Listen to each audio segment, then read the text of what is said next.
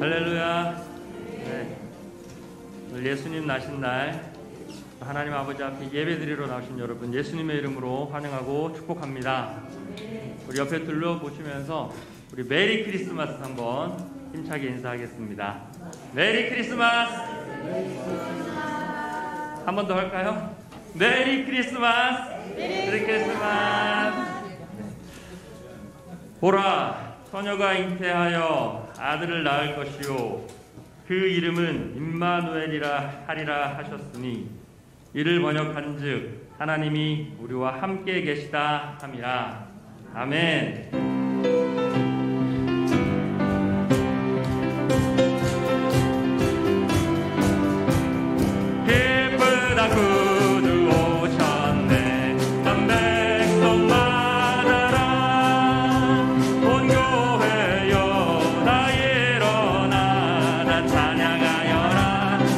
찬양하여라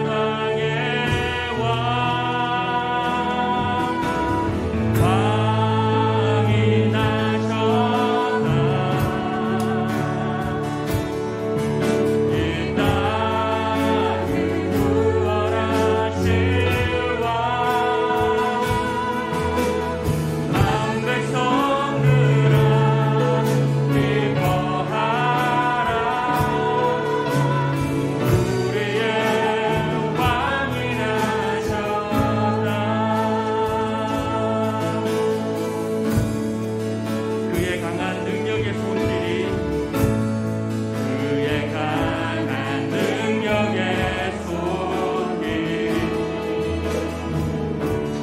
겪는 자 가난한 자들에게 구원의 소망을 주시네. 그분은 건강의 왕 온 세상 통치할 메시아 온 세상 통치할 메시아 주께서 온 우주 다스리니 그 나라 영원하리라. 왕께 경배하세. 왕이 나셨다. 왕이 나셨다. 이 땅을 구원하실 왕 남 백성들아 기뻐하라. 우리의 왕이 나셨도다. 왕이 나셨다. 이 땅을 구원하실 왕 남 백성들아 기뻐하라. 우리의 왕이 나셨다. 목소리 높여서 선포합니다. 왕이 나셨다. 이 땅을 구원하실 왕 이 땅을 구원하실 왕 남 백성들아 기뻐하라. 우리의 왕 이름으로 한 번 더 선포합시다. 예수 그리스도 왕이 나셨다. 왕이 나셨다. 이 땅을 구원하실 왕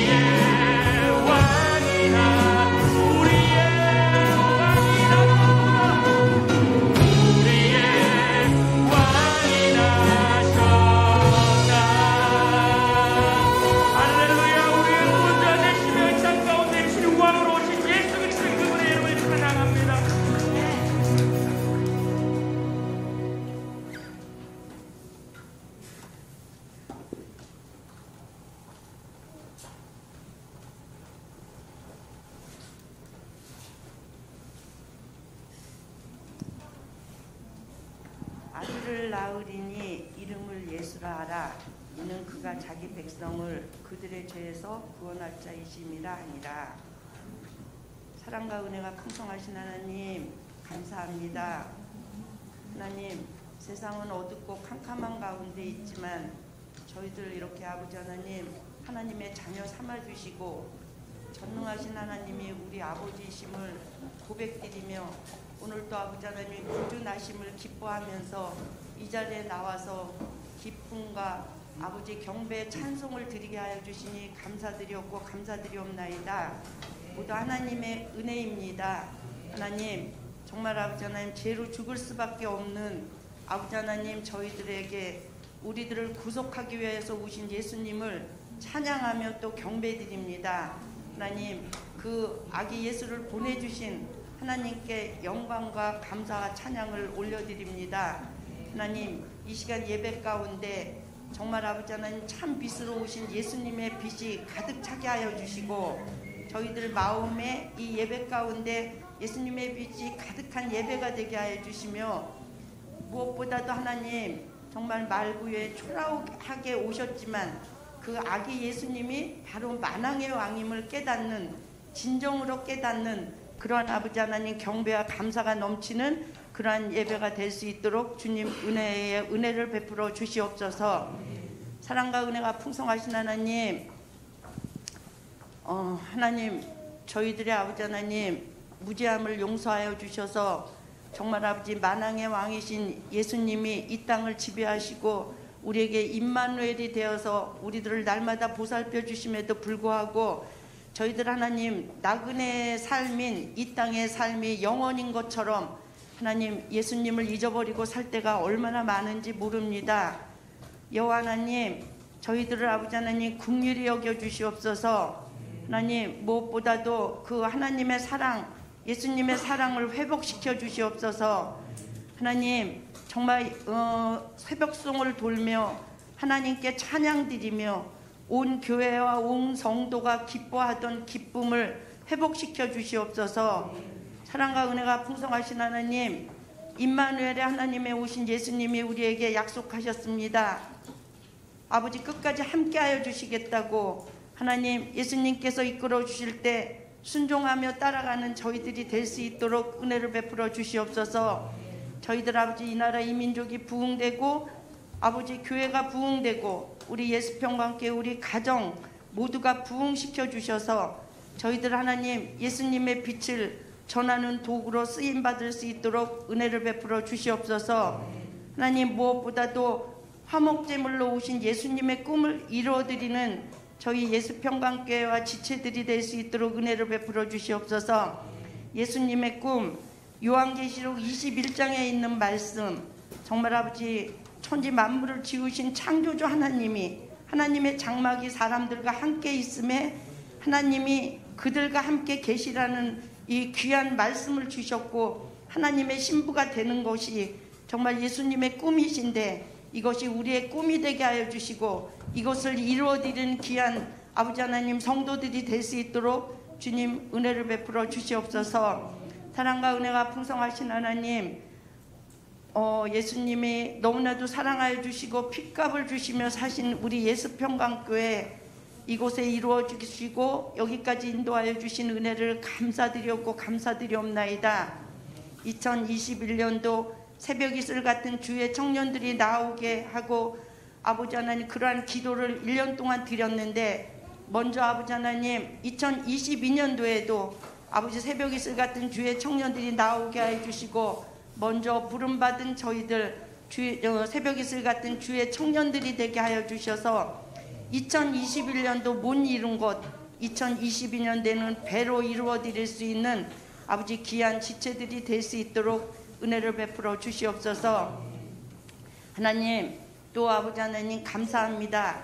저희 또 27일부터 시작되는 특별 새벽 예배 위에 기름 부어 주셔서 아버지 모두에게 일어나 빛을 발하게 하여 주시고 사모하는 마음을 허락하여 주셔서 이 특세를 통하여 21년도 마무리를 잘하고 22년도에 정말 아버지 하나님 앞에 다시 새롭게 다지는 그러한 특세가 될 수 있도록 처음부터 끝까지 아버지 하나님 인도하여 주시고 보호하여 주실 줄 믿사오며 감사드립니다. 하나님 단위에 세우시는 우리 목사님 성령의 충만함으로 채워주시옵소서. 아버지 날마다 영육간의 강건함으로 채워주시고 목사님의 아버지 하나님 꿈도 있으십니다.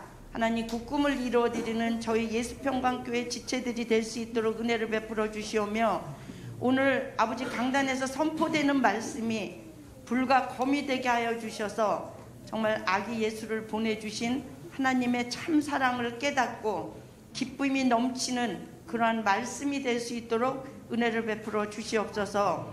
사랑과 은혜가 풍성하신 하나님 오늘 또 귀한 성찬식을 행할 때 이 성찬식을 통하여 아버지 하나님 예수님의 사랑을 깨닫게 해주시고 예수님의 은혜를 깨닫게 해주시며 거룩한 시간 거룩한 성탄식이 될 수 있도록 은혜를 베풀어 주시옵소서. 하나님 성가대와 예배팀 또 아버지 하나님 모두 수고하는 손길에 주님께서 함께해 주시사 정말 아버지 하나님 예수님께서 주시는 그 은혜의 기쁨으로 그 모든 것을 잘 감당하게 하여 주시고 감당하는 손길에도 함께해 주시옵소서. 무엇보다도 오늘 이 예배가 하나님 기쁨이 넘치는 예배, 감사가 넘치는 예배, 오직 하나님께만 영광을 돌리는 예배가 될 수 있도록 주님 이 시간 가운데 성령의 충만함으로 채워주시옵소서. 주님의 은혜를 감사드리오며 예수님 이름 받들어 기도드리옵나이다. 아멘.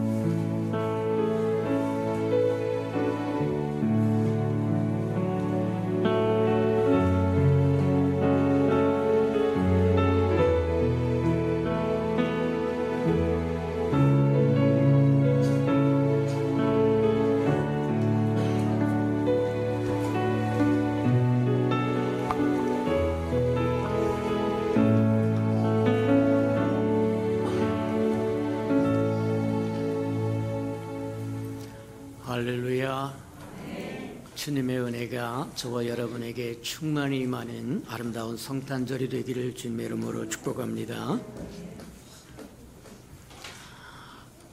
오늘도 11시에 예배가 있고 내일도 11시에 예배가 있습니다. 그래서 오늘은 청소도 안 하고 그냥 예배 마치면 또 선물 교환하고 그리고 바로 집으로 가셔서 잘 준비했다가 내일 또 주일날 오셔서 함께 예배 드리는 저와 여러분 되기를 주님의 이름으로 축복합니다. 또 돌아오는 월요일 날부터 연말연시 특별 새벽 예배가 있으니까 한 해를 또 마무리하고 한 해를 받을 때 준비되고 예비되었다가 하나님의 풍성한 은혜를 받는 저와 여러분 되도록 다 동참하시기를 바랍니다. 가족들 다 이끌고 새벽을 깨우면서 하나님이 주시고자 하는 큰 은혜를 저와 여러분 또 소유하고 우리 특별 새벽 예배의 주제가 누구든지 자기를 낮추면 하나님이 높여주시겠다고 이야기하시는데 2022년 저와 여러분을 살아갈 때 성패가 어디에 붙었느냐 하나님의 저와 여러분을 존귀케 하면 아무도 저와 여러분을 괄시할 수 없고 멸시할 수 없고 천하게 볼 수 없다는 거예요. 하나님이 저와 여러분을 높여주시면 누가 How dare 감히 누가 저와 여러분을 얕볼 수 있겠느냐. 저와 여러분의 삶이 2022년에는 하나님이 존귀케 높여주시는 은혜를 누리기 위해서 준비되고 예비된 귀한 생명들이 되기를 주님의 이름으로 축복합니다. 맞다. 코로나라고 하는 연병이 다가와서 2, 3년 동안 세상을 꽁꽁 묶어버렸는데 조만간 하나님께서 조치를 취하실 걸 믿고 그때까지 겸손한 마음으로 또 위생도 잘 지키고 마스크도 잘 쓰시고 손도 잘 닦으시고 여기저기 돌아다니지 말고 쓰잘데기 없는 사람들 만나지 말고 근신하는 마음으로 주님께서 이 연병이라고 하는 몽둥이를 확 부러뜨릴 때까지 겸손한 마음으로 주님 앞에 기도하며 살아가는 저와 여러분 되기를 축복합니다. 그래서 저와 여러분 가정을 지킬 뿐만 아니라 교회도 지키고 나라와 민족도 지키는 저와 여러분이 되었으면 참 좋겠다. 잘 지켜주시는 은혜가 있기를 주님의 이름으로 축복합니다. 오늘 우리 세례 예식이 유아 세례 예식이 있으려고 했었는데 내일로 미루도록 그렇게 할 테니까 그리 하시고 오늘은 성찬 예식만 가지도록 그렇게 하겠습니다. 여담입니다만 설교자로서 설교를 연속 2번 해야 된다고 하는 건 대단히 힘든 것 중에 하나입니다. 주일날 오전 예배가 끝나고 돌아가서 낑낑대면서 또 다음날 주일날까지 말씀을 준비한다고 하는 게 쉬운 문제가 아니에요. 근데 연속 오늘 11시에 내일 11시에 예배를 드린다고 하는 게 대단히 힘든 것 중에 하나지만 여기에 단에 서 있는 저는 저와 여러분에게 강사가 아닙니다. 부흥 강사도 아닙니다. 저와 여러분을 일생 동안 이끌고 할 영적인 아비이기 때문에 강사들처럼 부흥 강사처럼 딱 떨어지게 말씀 전하고 아무 책임 없이 홀홀 날아가는 그런 사람이 아니라는 거예요. 그래서 할 수만 있으면 저와 여러분이 누가복음에서 나왔던 누가가 기록했던 것처럼 근원부터 미루어서 자세히 해서 저와 여러분에게 떠먹여 주기를 원한다. 그게 담임 목사의 심정이다. 그렇게 생각하면 틀림이 없어요. 그래서 때로는 분량이 하나님의 말씀을 증거해야 할 분량이 오늘도 6장 정도 되는데 또 성찬 예식이 있고 또 선물 그 교환도 있고 아마 어딘가에는 잘라 있을 거예요. 그러면 다음 시간에 할 수도 있고 못 할 수도 있어요. 그럴 때는 저와 여러분의 필히 카페에 들어가셔서 주일 설교란을 클릭하면 그곳에 전문이 나와 있으니까 그런 수고도 한 번씩 하셔서 말씀을 사모하는 저와 여러분 되기를 주님의 이름으로 축복합니다. 자, 하나님의 말씀 봉독해 드리도록 합니다. 우리 주변에 있는 것처럼 누가복음 2장 8절에서 20절까지 저와 함께 교독해 보도록 합니다. 나와 있으니까 누가복음 2장 8절에서부터 20절까지 저와 함께 교독합니다. 8절입니다. 그 지역의 목자들이 밤에 밖에서 자기 양떼를 지키더니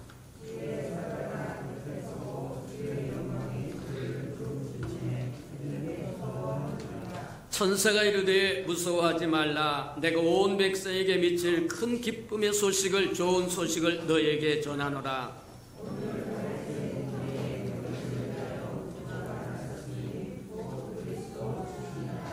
너희가 가서 강고에 쌓여 구유에 누워 있는 아기를 보리니 이것이 너희에게 표적이니라 하더라.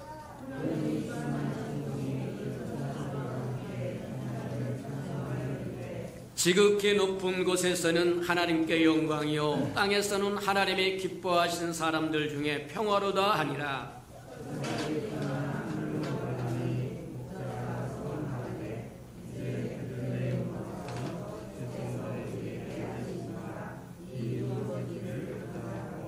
빨리 가서 마리아와 요셉과 구유에 놓인 아기를 찾아서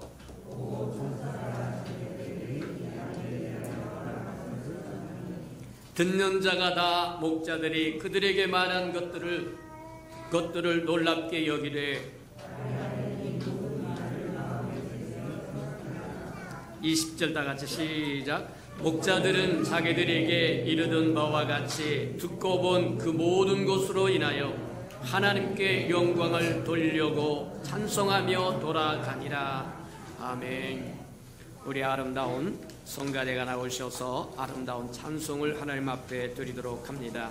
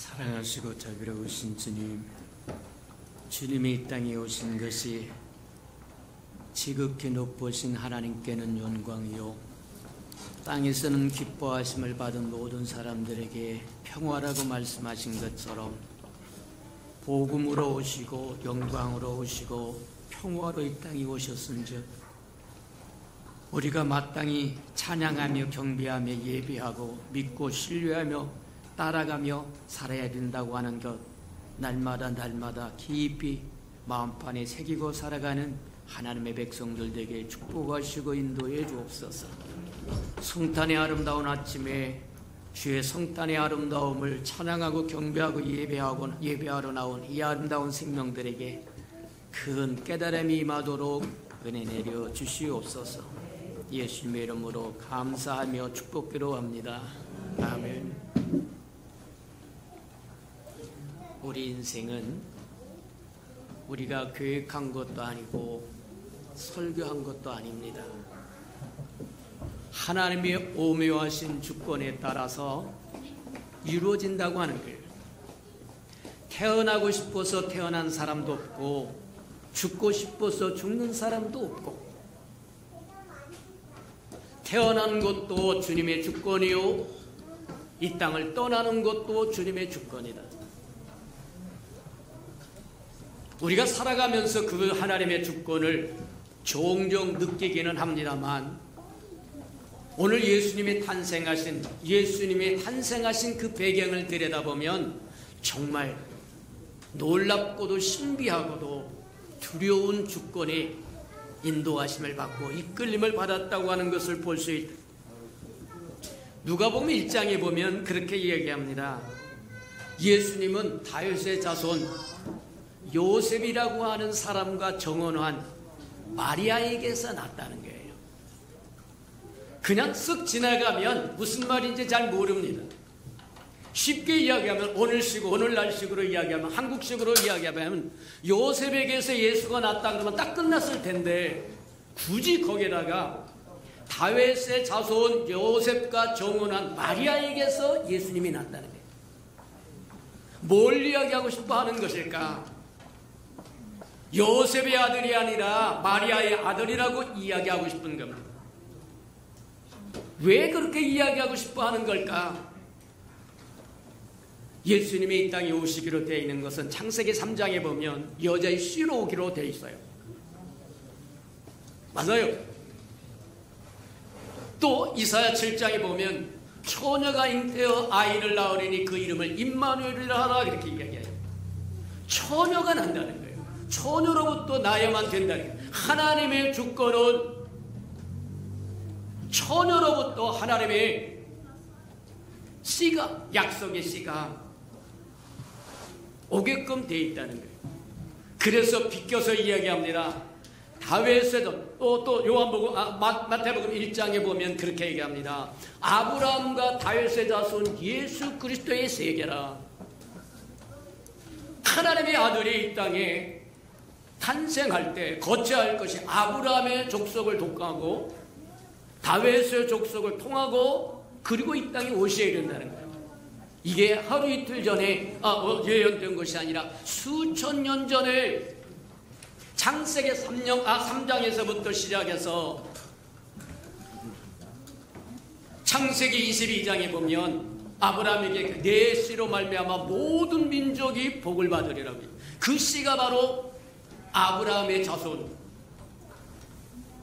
또 다윗에게도 약속하십니다. 사무엘하 7장에 보면 그렇게 이야기합니다. 다윗에게도 네 후손의 자손이 왕위가 끊어지지 아니할 거라고 이야기한다. 그 모든 수천 년 동안 축적되었던 하나님의 예언의 말씀이 이루어지는 순간에 하나님은 하나도 빼먹지 않고 틀리지 않고 오차가 없이 정확하게 이루시는 하나님이다. 그 주권을 들여다보면 경이롭고 신비로울 뿐만 아니라 두려울 정도예요. 한 말씀도 땅에 떨어지지 아니하더라는 겁니다.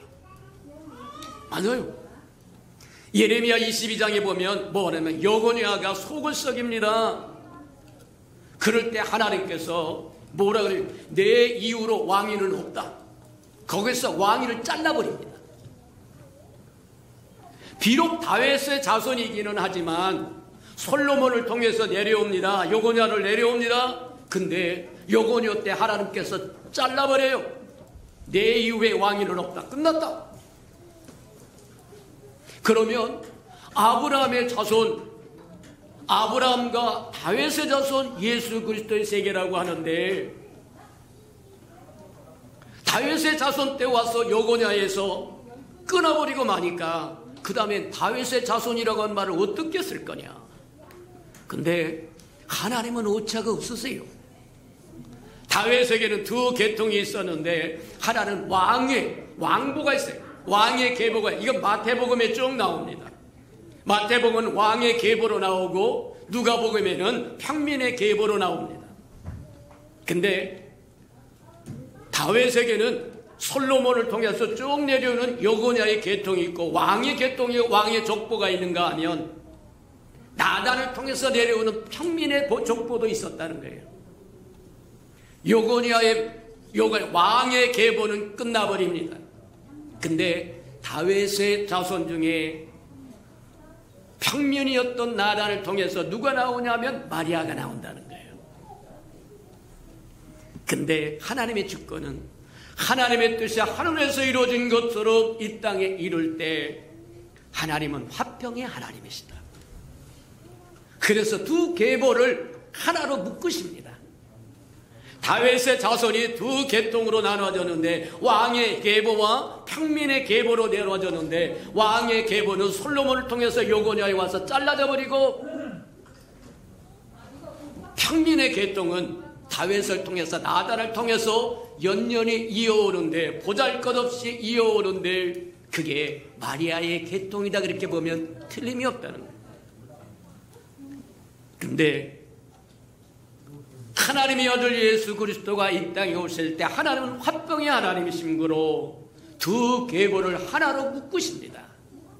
그게 요셉과 정원한 마리아에게서 예수라고 하는 그리스도가 태어났다고 이야기하는 이유가 거기 있다. 그렇게 보면 틀림이 없을 거라는 거예요.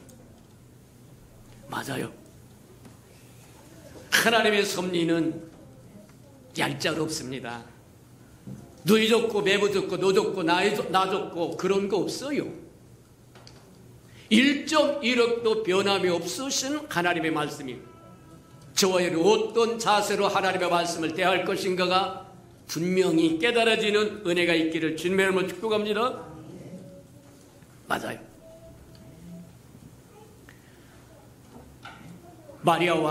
마리아에게서, 요셉과 정원한 마리아에게서 예수 그리스도가 태어나기 위해서 하나님은 두 계보를 묶으셨고, 이제 천사를 보내서 마리아에게 이야기합니다.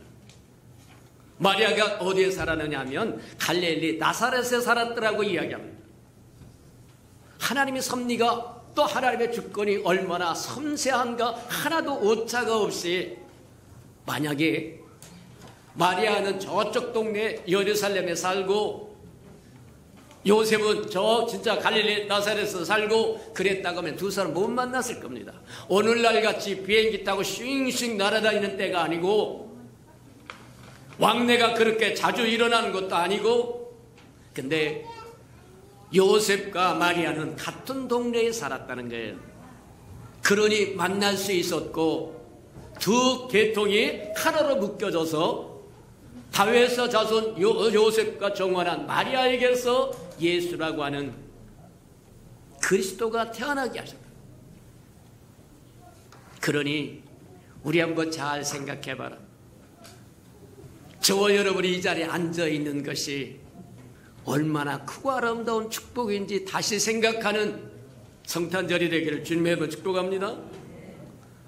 130여 년 전에 이름도 없는 이 땅에 흑암과 사망의 그날에 앉아서 담뱃대나 뽀끔뽀끔하고 앉아있던 이 땅에 처마 밑에 추워서 오들오들 떨고 있고 보잘것없는 이 땅에 하나님의 선교사라고 하는 이름으로 젊은이들을 보내서 그들이 수 없는 피를 흘리고 전달했던 복음으로 말미암아 그 복음이 온 세상에 기쁨을 전한 큰 기쁜 소식, 그게 복음이라는 거예요. 그 복음을 증가하여 오늘날 저와 여러분을 탄생케 한다는 겁니다. 이게 우연이냐? 삼천의 반도 금수강산이라고 이야기합니다. 잘려서 우쪽은 북이라고 이야기하고 밑에는 남쪽이라고 이야기하는데, 우쪽은 못 먹고 굶어 죽어서 세상에서 가장 비난한 국가, 남쪽에서는 그래도 300여 개가 넘는 국가들 중에서 10위 안으로 오르락내리락 하면서 목에 힘주고 사는 국가. 상상을 해봐라. 무엇이 그런 차이를 뒀는가? 무엇이 북쪽은 먹을 것이 없어서 굶어 죽는 상황이 일어나고, 남쪽엔 무엇이 저와 여러분으로 하여금 풍성에 거하고 예배 드리고 싶을 때 원하기만 하면 얼마든지 예배를 드릴 수 있는 아름다운 환경을 갖게 되었는지, 이게 우연이겠느냐? 아닙니다. 하나님의 세계에는 우연이 없습니다. 하나님의 섬세한 주권이 있고 섭리가 계시고 사랑이 있고, 맞아요. 저와 여러분이 이 자리에 앉아있는 것이 하나님의 은혜다. 나의 나 된 것은 하나님의 은혜라고 사도 바울이 고백했던 것처럼 저와 여러분이 뭔가 잘나서가 아닙니다. 출신 지역이 어쩌서 한 것도 아니요. 우리가 잘 아는 것처럼 출신 지역, 그 마리아와 요셉이 살고 있는 출신 지역을 한번 보죠. 나사렛 갈릴리라고 이야기하는데, 마태복음 4장에 보면 이방의 땅이라고 이야기합니다. 흑암 사망의 그늘이라고 이야기합니다. 소망이 없는 땅이라는 얘기예요. 그런가 하면 나다나엘은 그렇게 이야기합니다. 나사렛에서 무슨 선한 것이 나겠느냐? 멸시받는 땅이라는 거예요. 또 기독권, 그 당시 기독교들이었던 바리새인들과 서기관들과 제사장들은 뭐라고 얘기하냐면, 나사렛에서는 선지자가 못 난다는 거예요. 그런 땅에 사는 요셉과 마리아를 통해서 만왕의 왕이시오 만주의 주이신 예수 그리스도가 말구 위에 태어나더니, 맞아요. 우리 된 것은 하나님의 은혜로다. 천사가 찾아와서 마리아에게 이야기합니다. 지극히 높으신 하나님의 은혜를 입은 자요, 너로 한 아이가 태어날 건데 그 이름을 예수라고 얘기하고, 그가 대대로 왕권을 이어갈 거라고 이야기합니다.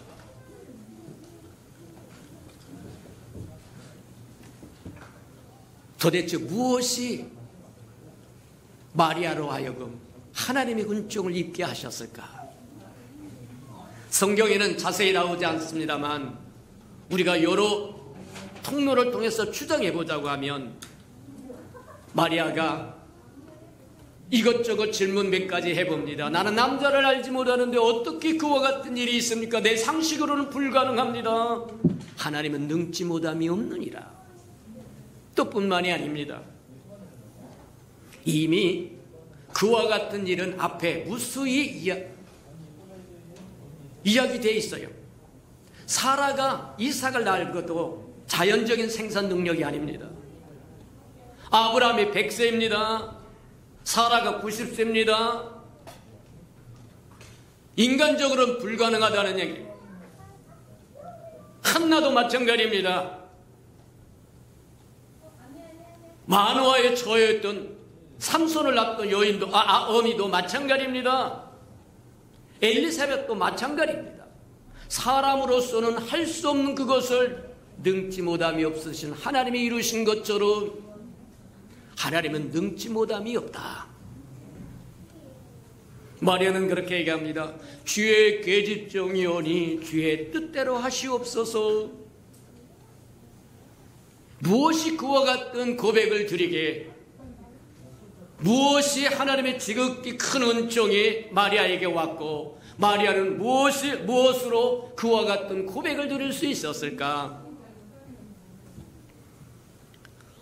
누가복음 1장에 나오는 46절에서 56절까지입니까? 마지막까지입니까? 마리아 찬가라고 하는 본문을 보면 마리아는 하나님께서 자기 백성의 역사 속에 역사하시는 하나님이라고 하는 것을 알고 있었더라는 거예요. 모세의 율법을 통해서, 역사서를 통해서, 선지서를 통해서, 시가서를 통해서 하나님이 어떻게 역사하고 일했던가 하는 것들을, 그들의 조상의 역사 속에 어떻게 일하시고 왔다고 하는 것을 분명히 알고 있었다. 진리를 알지니 진리가 너희를 자유케 하리라고 말씀하신 것처럼 하나님의 말씀을 모르면, 성경을 모르면 하나님의 뜻을 못 알아듣는 거예요. 성경을 읽어라. 매주마다 오면 단에서 쉬지 않고 하는 얘기가 제발 하루에 석장 이상씩 성경을 읽어라. 그래야 하나님의 마음도 알고 하나님의 생각도 알고 하나님의 뜻도 알고 하나님의 행하시고자 하는 것이 계획이 무엇인가도 알아서 저와 여러분이 기꺼이 동행도 하고 동역도 하고 대행도 하고 대언도 하고 하나님과 함께 일할 수 있는, 안 들으려고 한다는 거예요. 들으러 오는 사람이 없다는 거예요. 새벽마다 하나님의 말씀이 생명수같이 흘러내립니다. 수요일날마다 흘러내립니다. 철회 때도 흘러내립니다. 주일 때도 흘러내립니다. 듣기만 하면, 깨닫기만 하면 하나님이 행하시고자 하는 것이 무엇이고, 우리를 위하여 행하신 것이 무엇이고, 우리를 위하여 예비하신 것이 무엇이고, 약속하신 것이 무엇이고, 장차 이룰 것이 무엇인지를 알아서 어느 날 마리아에게 찾아온 것처럼 하나님이 찾아와서 하나님의 아름다운 사역에 동참하자고 청하면 주의 계집종 요원이 주의 뜻대로 행하시옵소서 하고 삶을 드릴 수 있을 텐데 오늘날 저와 여러분 안 들으려고 한다는 거예요. 인생의 연날이 70이요 강간한 80이라고 하는데 이 땅에 70년 80년 그냥 편안하게 살자. 그래서 어쩌라고? 편안하게 살아서 그 다음에 무엇을 어쩌라고? 아니요. 한 번 지나가면 다시 오지 않습니다. 한 번 지나가는 역사의 책을 덮이면 수정할 수도 없습니다. 저와 여러분의 인생의 역사가 그렇다는 거예요. 한 번 지나가면 다시 수정할 수 있는 기회가 없습니다. 저와 여러분의 역사를 꼼꼼하게 기록해라. 하나님 앞에 기록하는 저와 여러분 되기를 주님의 이름으로 축복합니다. 마리아 찬가를 찬찬히 들여다보면 그는 하나님의 역사를 알고 있었고 하나님의 그 백성 겸손한 자에게 은혜를 베풀 뿐 아니라 지극히 미천한 자를 들어서 높여준다고 하는 사실을 알고 자기와 같이 왕의 계통을 통하여 일어난 사람도 아니요 평민의 계통이요 잘난 지역에서 태어난 것도 아니요 비참한 신분임에도 불구하고 찾아와서 지극히 높으신 은혜를 받은 자여 할 때 감격 또 감격일 수밖에 없다. 오늘날 저와 여러분도 그 마음을 품으시는 저와 여러분 되기를 축복합니다. 저와 여러분 뭐 조금 헌신하고 충성한다고 목에 힘주고 하늘이 많으니 아니요 감격입니다. 나 같은 죄인 살리시는 주 은혜 놀라워. 써주신 것만도 감격이요 불러주신 것만도 감격이요 안아주신 것만도 감격이요 존재 있게 하신 것만도 감격이요.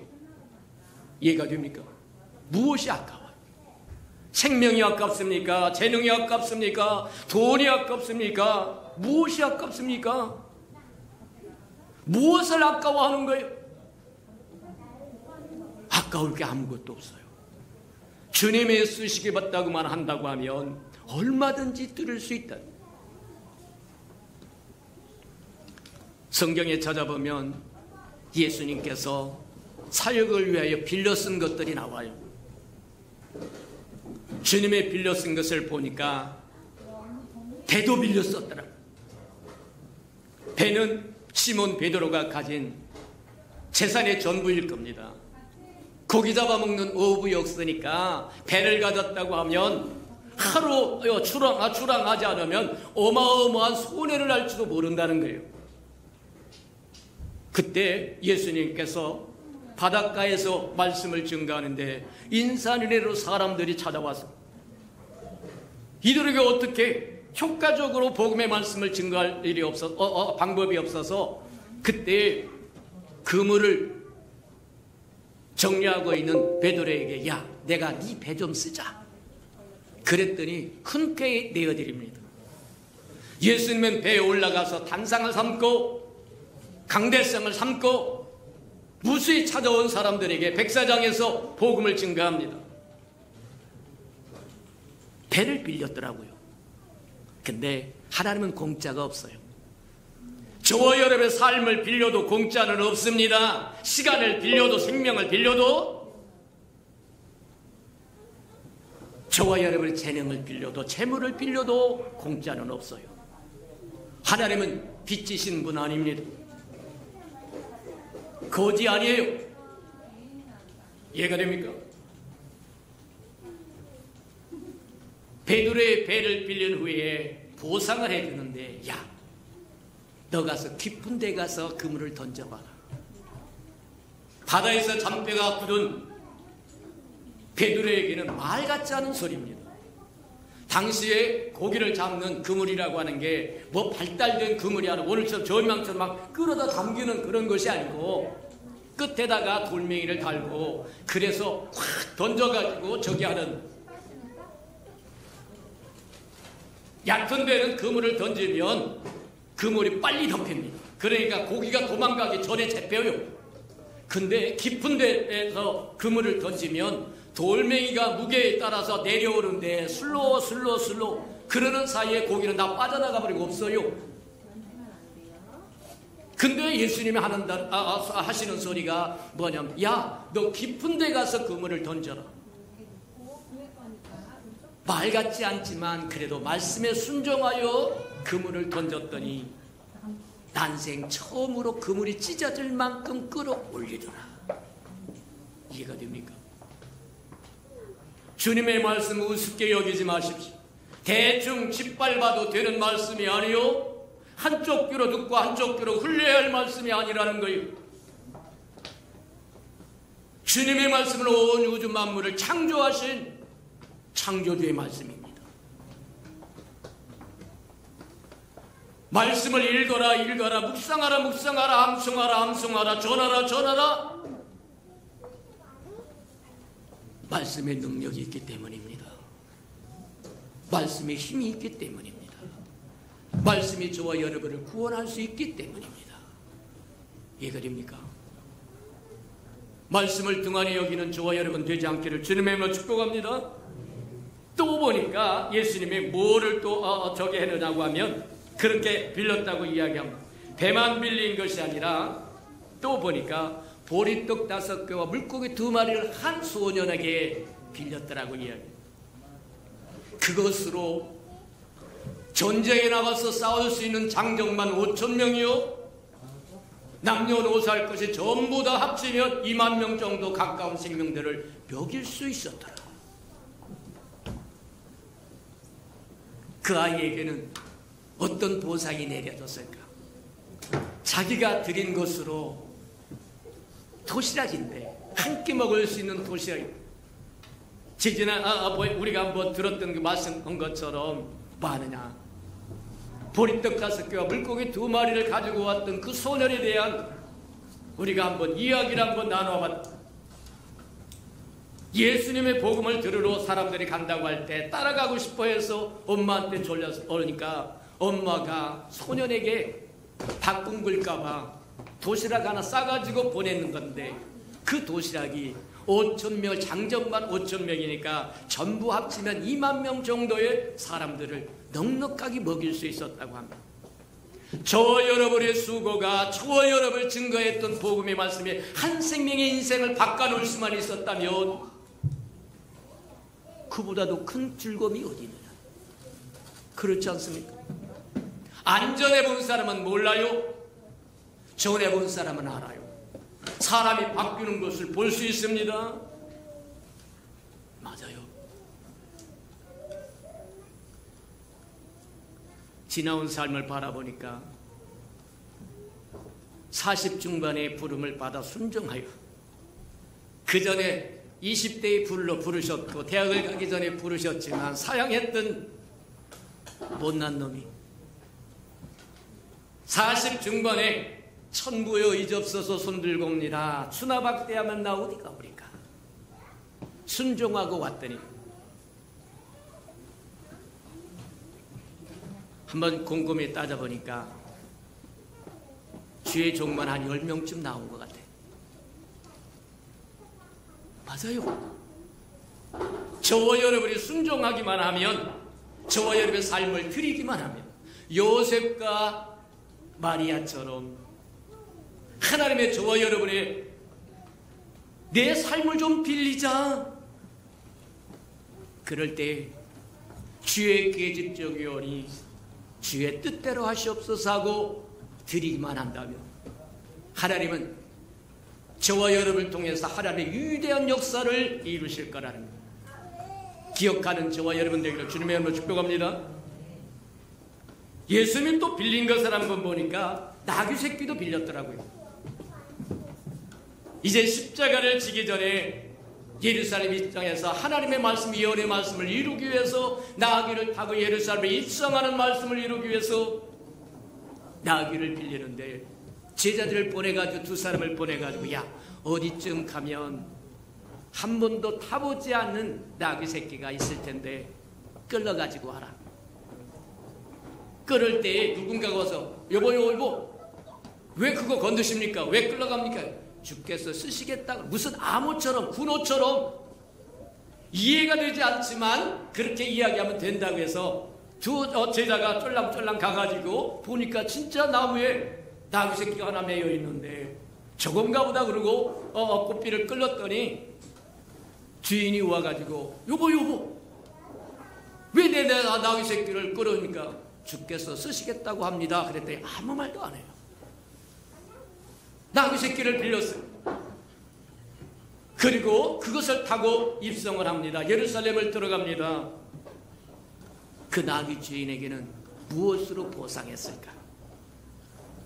모르긴 하지만 예수님의 잠깐 타고 예수님은 만왕의 왕이신 그분이 나귀 새끼를 타고 예루살렘에 입성하고 나귀를 돌려줬을 텐데 그 나귀는 그때부터 유명한, 요즘 가끔 보면 신문에 그런 거 나오지 않습니까? 무슨 기부한다고 하면서 연예인이 쓰던 거, 무슨 국회의원이 쓰던 거, 누가 쓰던 거 주는데도 그것도 원래 원가보다 높이 측정되어서 오고 가고 판매가 된다고 하는 거예요. 그러니 만왕의 왕이신 예수를 태울 나귀는 얼마나 유명했겠네. 보는 사람마다 야, 저놈은 만왕의 왕이시고 임마누엘 하나님이시고 기름 부어 보내심을 받은 하나님의 그리스도를 태운 최초의 나귀 새끼다. 주인은 얼마나 이득을 챙겨. 상상해봐라. 하나님 앞에 빌려드려서 저와 여러분 손해 날 것. 그게 생명이 되었던, 시간이 되었던, 재능이 되었던, 물질이 되었던, 뭐가 되었던 하나님 앞에 빌려드려서 손해줄 거 하나도 없다. 맞습니까? 맞아요. 또 보니까 뭐를 빌려드려냐면 다락방을 빌려드렸대요. 마지막 만찬, 십자가를 지기 전에 마지막 만찬을 제자들과 먹기를 원해서 제자들에게 그렇게 얘기합니다. 야, 성읍에 들어가면 물동이를 이고 오는 여인이 하나 있을 텐데 그 여인에게 물어봐라. 주께서 제자들과 마지막 만찬을 먹을 다락이 어디 있느냐? 그랬더니 다락방을 빌려줬다는 거예요. 그래서 거기서 주님은 제자들의 쇠족식을 하고 그 다음에 이 중에 나를 팔자가 있다고 해서 뭐하려면 주님을 배반할 사람을 계시해주고 그리고는 마지막 만찬을 제자들과 나눌 수 있는 장소가 다락방이었는데 그 다락방은 초대교회에서 유명한 다락방이 되는데 그곳에서 성령이 임하셨을 뿐만 아니라 오순절에 성령이 임하셨을 뿐만 아니라 제자들이 시마다 때마다 모여서 성찬식을 할 수 있는 거행할 수 있는 장소가 되었다고 한다면 얼마나 관광의 명소가 되었겠느냐. 맞습니까? 맞아요. 또 주님이 빌린 것을 보니까 무덤도 빌렸대요. 아리마대 요셉이 자기가 죽으면 자기가 쓰려고 아름답게 부자였던 그가 아름답게 돌을 파서 무덤을 만들어 놨는데 예수님이 십자가에 죽고 안식일에 차마 돌아오기 전에 후두두둑 내려가지고 뭐 하려면 안치를 했는데 그것이 아리마대 요셉이었다고요. 이사야 53장에 그렇게 이야기합니다. 그의 무덤이 악인과 함께 있고 그의 묘실이 부자의 묘실이었다고 얘기한 것처럼 하나님의 섬세한 말씀을 이루시는 데 사용되었던 사람.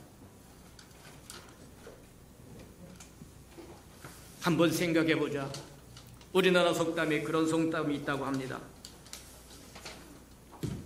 정승의 강아지가 죽으면 문전성시를 이룬다는 거예요. 어떻게 좀 한몫 잡아볼까 하고 얼굴 좀 팔아볼까 하고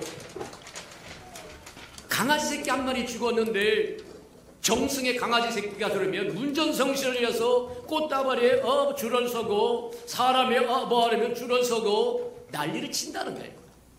근데 정승이 죽으면 아무도 안 이미 소망이 끝났다는 거예요. 더 이상 기대할 거 없다는 겁니다. 정승이 죽으면 아무도 안 온다는 거예요. 개만 또 못하는 정승이 해버렸어요. 근데 십자가에 허망하게 죽었습니다. 반항 한번 해보지 않습니다. 변론 한번 해보지 않습니다. 그냥 가시멜로만 꾹꾹 눌러 쓰고 온 몸은 채찍에 맞아서 갈라져서 피가 낭자하고 옆구리는 창을 빨아서 피와 물을 쏟고 양손과 양발에는 대못을 받고 한마디도 변명해보지 않고 반응해보지도 않고 변론하지도 않고 그냥 죽어버려. 진짜와 가짜는 어떻게 구별하느냐. 상상해보세요. 아리마대 요셉이 진짜 예수님이 친구입니다.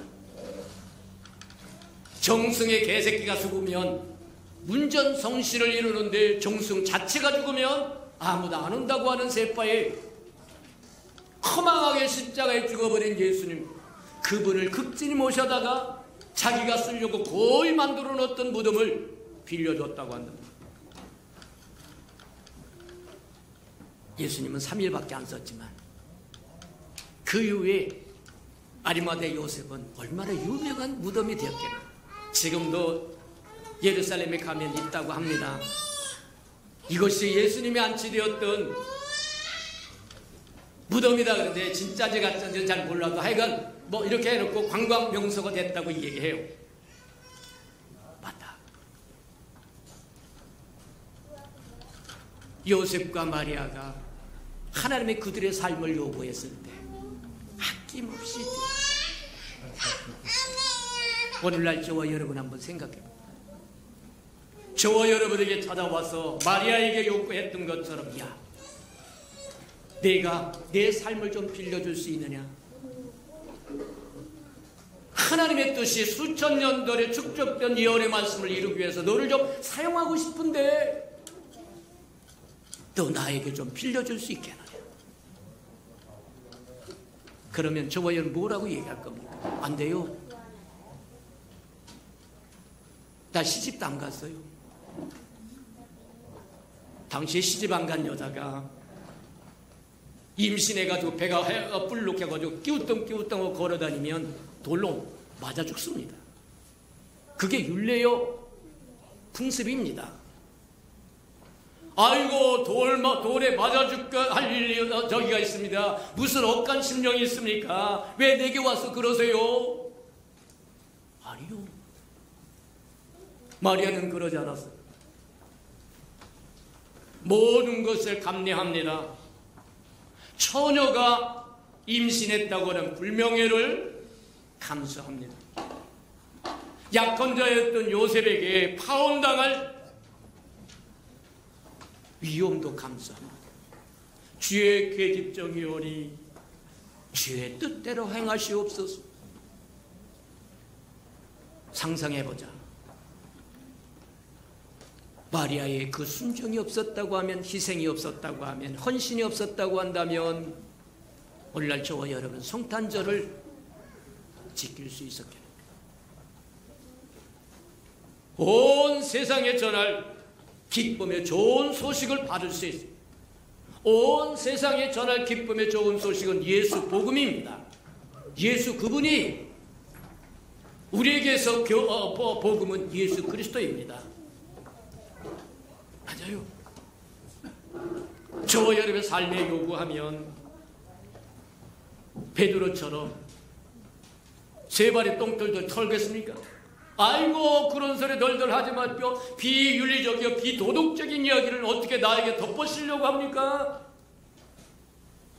아니요. 사도행전 10장에 보면 주께서 베드로에게 큰 보자기를 하나 내려보내면서 거기에 보니까 온갖 잡스러운 네 발 달린 기른 짐승, 뭐하는 짐승, 온갖 잡스러운 짐승이 다 보자기에 쌓여서 내려와요. 그러면서 들리는 소리가 잡아먹어라. 그랬더니 베드로가 뭐라 그런 줄 아세요? 못합니다.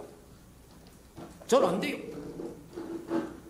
평생 동안 부정한 저기를 먹어본 적이 없습니다. 나 정결한 걸 지키고 싶어요. 오늘날 식으로 이야기하자면 교회는 온갖 잡다한 사람이 다 모이게 돼요. 기는 사람, 뛰는 사람, 나는 사람, 온갖 사람이 다 있다는 거예요. 오늘날 인류의 군상입니다. 잡아먹으라. 모든 사람에게 가서 모든 사람에게 복음을 증거하여 제자를 삼고 아버지와 아들과 성령의 이름으로 세례를 주고 내가 분부한 모든 것을 가르쳐 지키게 하라. 그 얘기가 동일한 거예요. 근데 못하겠다는 거예요. 그 사람은요 성격이 개차반이라서 교제할 수 없고요, 이 사람은 뭐가 어때서 어쩌고요, 이 사람은 가져서 안 되고 이 사람은 안 가져서 안 되고, 이 사람은 성격 어때서 안 되고, 그런 겁니까? 아니요. 다 잡아먹어라. 교회는 다 올 수 있습니다. 네 발 달리는 짐승도 올 수 있고, 땅에 기는 짐승도 올 수 있고, 날아다니는 짐승도 올 수 있고, 잘났다고 뽐내는 짐승도 올 수 있고, 온갖 잡스러운 사람이 다 올 수 있다. 잡아먹으라고 그랬더니 베드로는 안 된다는 거예요. 그러니까 주님이 뭐라 그래요? 야 이놈아, 내가 깨끗하다고 했는데 네가 뭔데 먹느냐 안 먹느냐 하고 안 된다고 이야기하는 거냐. 오늘날 저와 여러분, 주님의 저와 여러분의 심령에 잉태할 준비가 됐습니까? 요셉처럼, 요셉은 정원한 마리아가 임신했다고 하는 소리를 듣고 그래도 젠틀맨이어서 가만히 끊고, 얼마나 고운 성품입니까? 악인 같으면 너 듣고 나 듣고, 네가 못 가진 거 나도 못 가지고 내가 못 가진 거 너도 못 가진다 하고 재 뿌리고 소금 뿌리고 난리 쳤을 텐데 아주 젠틀하신 분, 가만히 끊고자 할 때 천사가 나타나서 야 요셉아, 마리아 데려오기를 두려워하지 말아라. 마리아가 잉태한 것은 이사야 7장에 나온 말씀을 이루기 위함이다.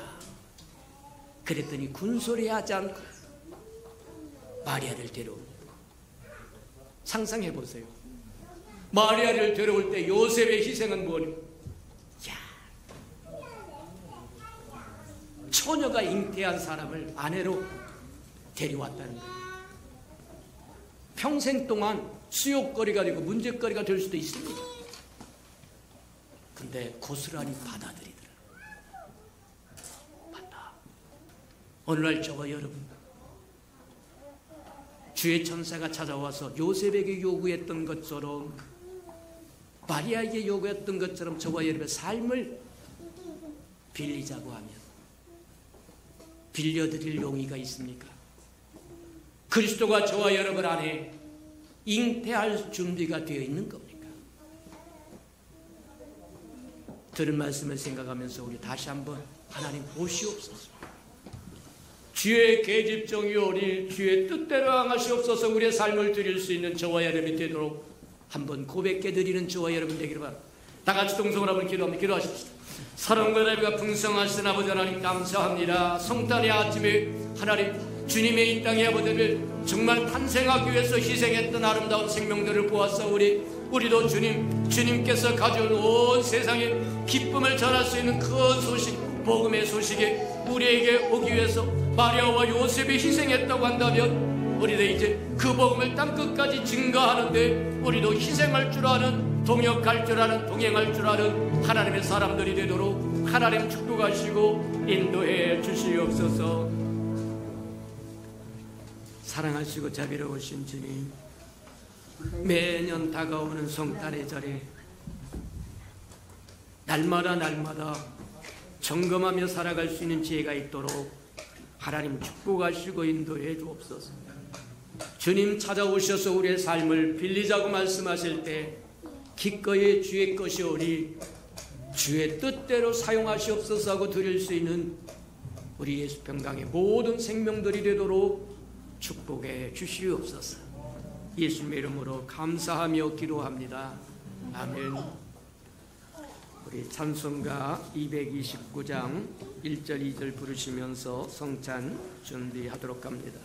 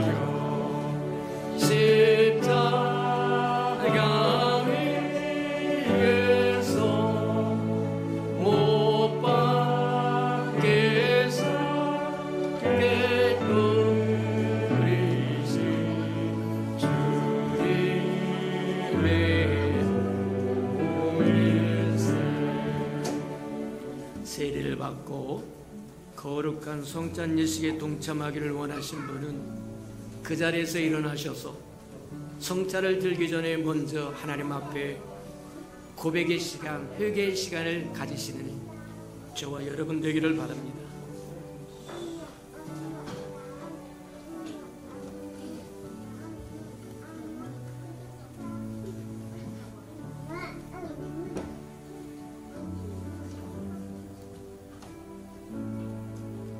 누구든지 죄 떡이나 잔을 합당하지 않게 먹고 마시는 자는 죄의 몸과 피 되어 죄를 짓는 것이니라. 사람이 자기를 살피고 그 후에야 이 떡을 먹고 이 잔을 마실지니 주의 몸을 분별하지 못하고 먹고 마시는 자는 자기의 죄를 먹고 마시는 것이니라. 사랑하시고 자비로우신 주님, 성탄의 귀한 아침에 성탄 있기 위해서 희생하며 헌신하며 믿음을 가졌던 요셉과 마리아를 보았사오니 어느 때 어느 시 우리에게 찾아와서 마리아에게 요청했던 것처럼, 요셉에게 요청했던 것처럼 요청할 때 저들처럼 기꺼이 순종하는 아름다운 생명들이 되도록 축복하시고 인도해 주옵소서. 주의 거룩한 떡과 잔에 동참하니 우리 허물과 죄를 다 사하시고 주님과 같은 마음, 같은 생각, 같은 뜻을 품고 주님과 동행하는 생명 삼아 주시옵소서. 예수님 이름으로 감사하며 기도합니다. 아멘. 내가 너희에게 전한 것은 주께 받은 것이니 주 예수께서 잡히시던 밤에 떡을 가지사 축사하시고 떼어 이르시되 이것은 너를 위하는 내 몸이니 이것을 행하여 나를 기념하라 하시고 식후에 또한 그와 같이 잔을 가지시고 이르시되 이 잔은 내 피로 세운 새 언약이니 이것을 행하여 마실 때마다 나를 기념하라 하셨느니라. 분병과 분잔하시기 바랍니다.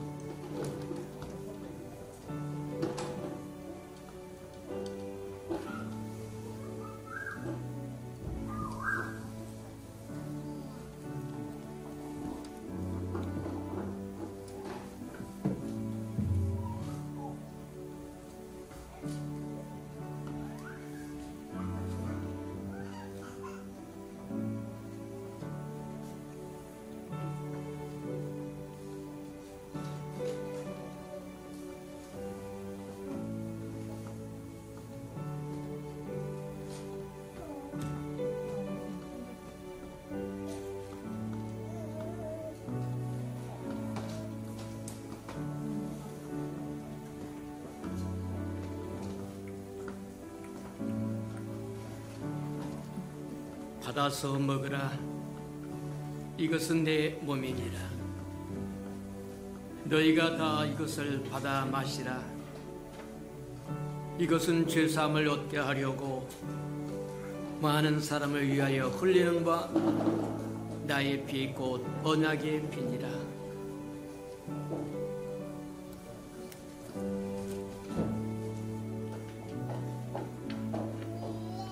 내가 진실로 진실로 너에게 이르노니 인자의 살을 먹지 아니하고 인자의 피를 마시지 아니하면 너희 속에 생명이 없느니라. 내 살을 먹고 내 피를 마시는 자는 영생을 가졌고 마지막 날에 내가 그를 다시 살리리니 내 살은 참된 양식이요 내 피는 참된 음료로다. 내 살을 먹고 내 피를 마시는 자는 내 안에 거하고 나도 그 안에 거하나니 살아계신 아버지께서 나를 보내심에 내가 아버지로 말미암아 사는 것 같이 나를 먹는 그 사람도 나로 말미암아 살리라. 이것은 하늘에서 내려온 떡이니 조상들이 먹고도 죽은 그것과 같지 아니하여 이 떡을 먹는 자는 영원히 살리로다.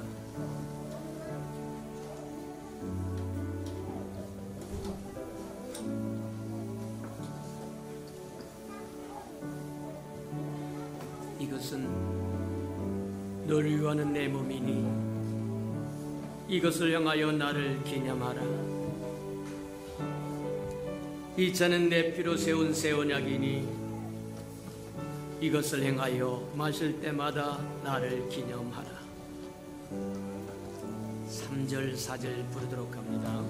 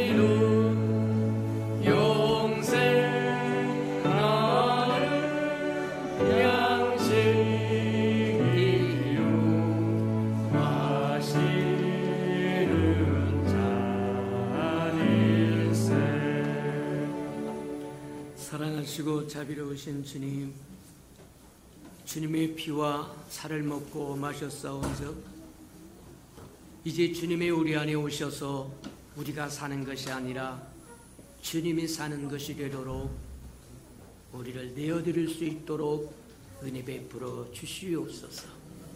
예수님의 이름으로 감사하며 기도합니다. 아멘. 아직 세례를 받지 않았거나 어린아이들은 그 자리에서 일어나시기를 바랍니다. 자, 일어나서 우리 따라서 합니다. 예수님, 다시 크게, 예수님 사랑합니다. 예수님 탄생을 축하합니다. 예수님 날마다 예수님과 동행하는 삶을 살게 해주세요. 예수님의 이름으로 기도합니다. 아멘. 이제 애짠식 거행하도록 합니다.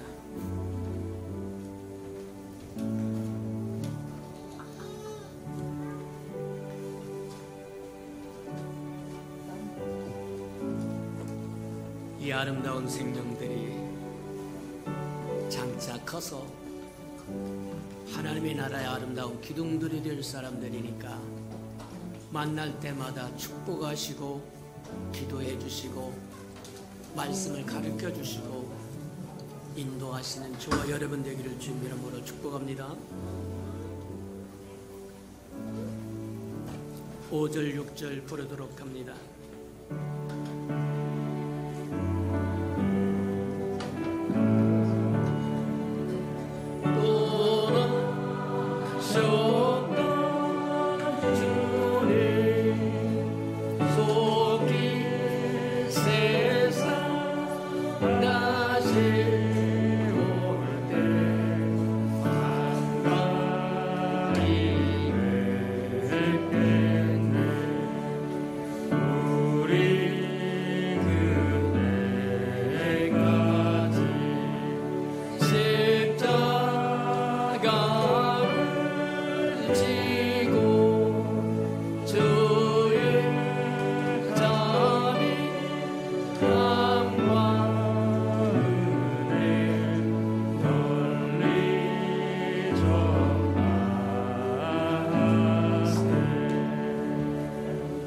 사랑하시고 자비로우신 주님, 귀한 생명들이 주의 아름다운 떡과 잔에 애짠식으로 동참했사오니 주님이 저들의 그늘이 되어주시고 방패가 되어주시고 산성이 되어주시고 걷자가 되어주셔서 악한 것이 범접도 못하고 접근도 못하고 만지지도 못하도록 하나님 동행하시고 양육하여 써 주시옵소서. 예수님의 이름으로 축복기로 합니다. 아멘.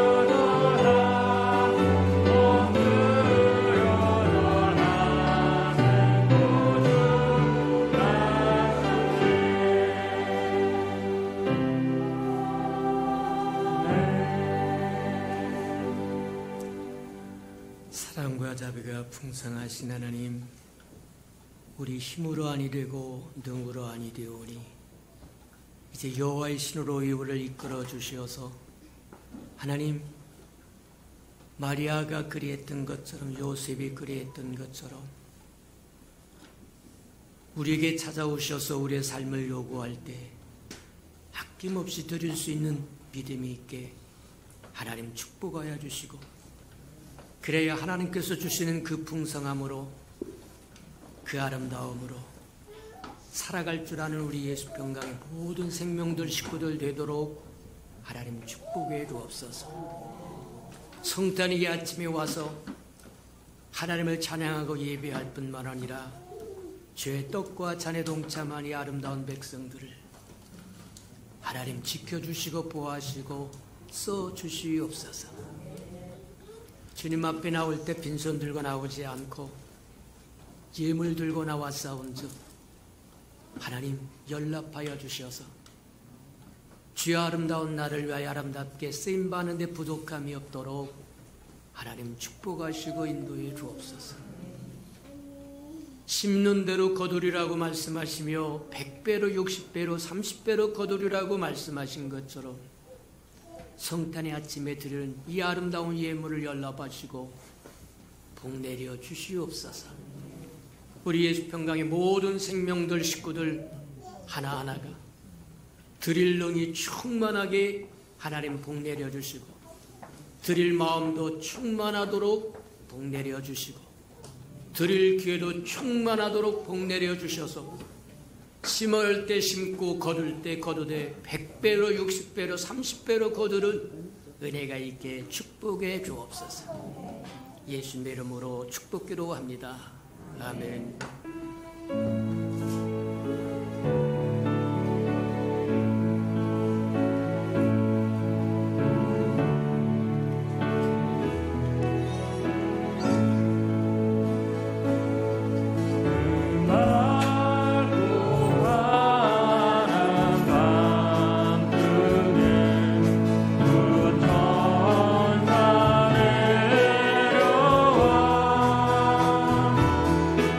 그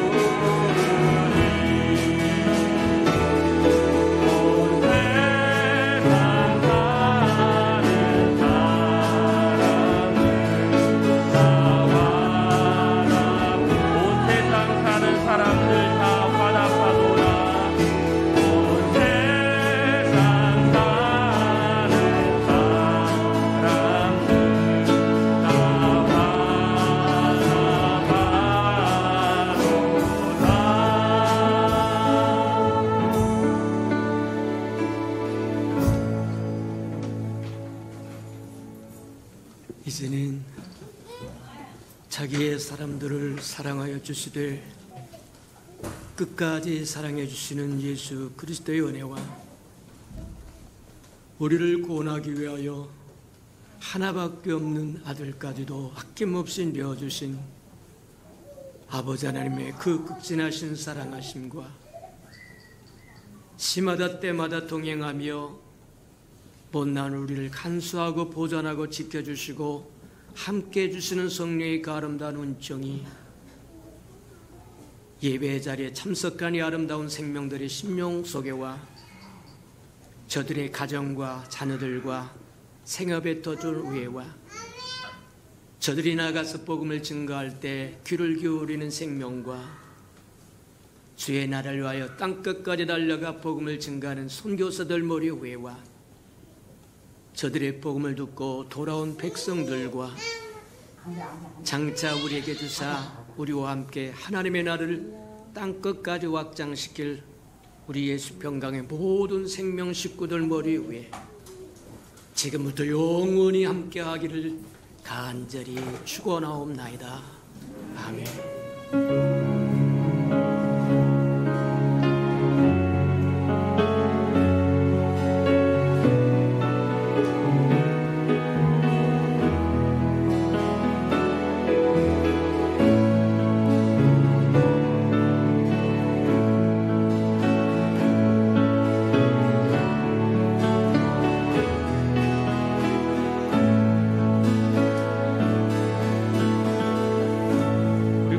되시고 참 주인 되신 우리 주님 앞에 감사와 영광의 박수 올려드리겠습니다.